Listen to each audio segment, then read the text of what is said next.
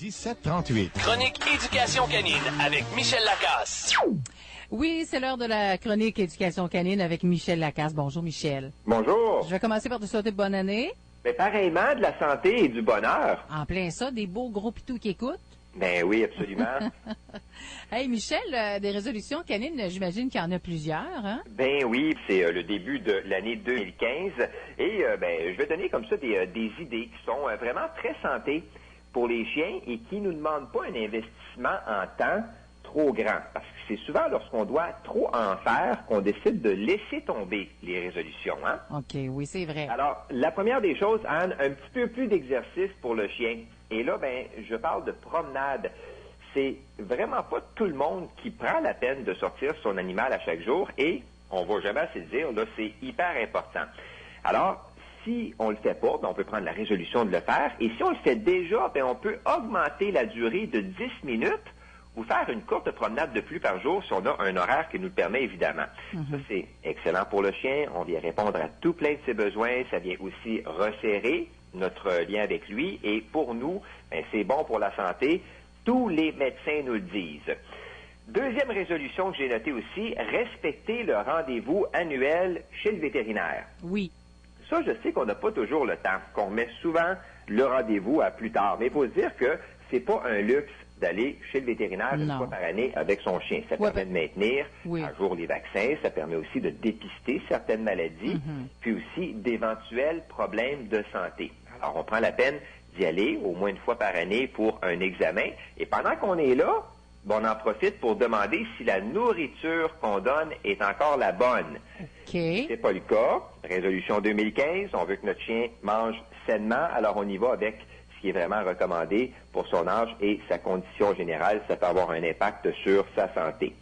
À part ça, je crois avoir déjà dit qu'un chien pouvait apprendre énormément de commandements puis de petits trucs. Donc, à chaque mois, on peut lui montrer quelque chose de nouveau. Oui, OK. Ça, c'est le fun. Oui. Puis ça le garde réveillé. Et pour les gens là, qui se disent un petit peu à court d'idées parce qu'ils ont un chien qui a tous ses commandements de base, il y a YouTube qui existe. Et il y a des chaînes super intéressantes qui sont remplies de chiens qui font toutes sortes de choses. Et souvent, c'est expliqué de la part de la personne qui a montré au chien, par exemple, à mettre une patte sur un petit banc. Alors, on a une espèce de tutoriel. Donc, on fait une petite recherche et on entraîne, bien sûr, en renforcement positif. Comme je le dis toujours, un peu à la blague, plus on a un chien qui sait faire de choses, plus on a un chien qui est savant.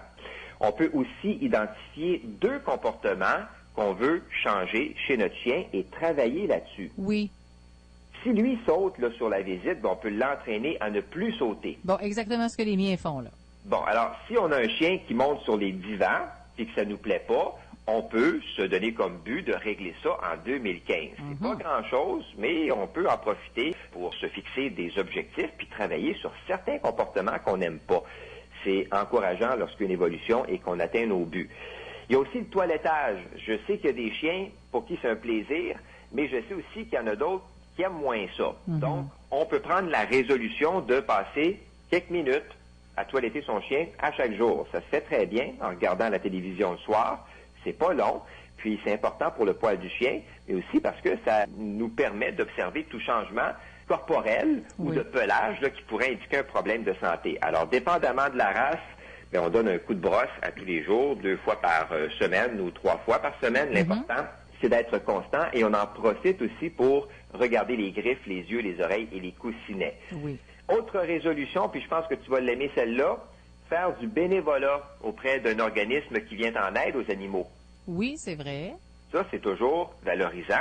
C'est quelque chose qui plaît énormément à tous ceux et celles qui aiment les chiens ou même les chats. Et si on demeure dans une région où il n'y a rien, on peut en profiter pour fonder quelque chose. Et toi, tu l'as fait d'ailleurs, là, hein? C'est un site Facebook pour les chiens perdus trouvés dans la région. Donc, ça me tient beaucoup à cœur. C'est ça, donc c'est utile. C'est une belle initiative. L'important, là, c'est de donner un peu de son temps pour la cause animale. On garde un chien 19 mois en moyenne au Québec.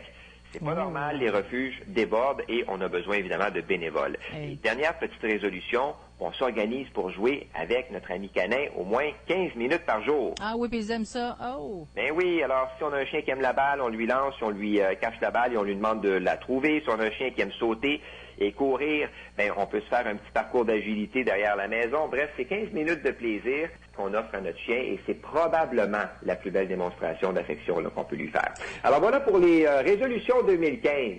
Hey, merci beaucoup, Michel Lacasse, de nous donner ces bonnes idées-là. En tout cas, moi, j'en ai retenu quelques-unes, puis je vais le faire. Merci. Très bien. Bye-bye. Bye-bye.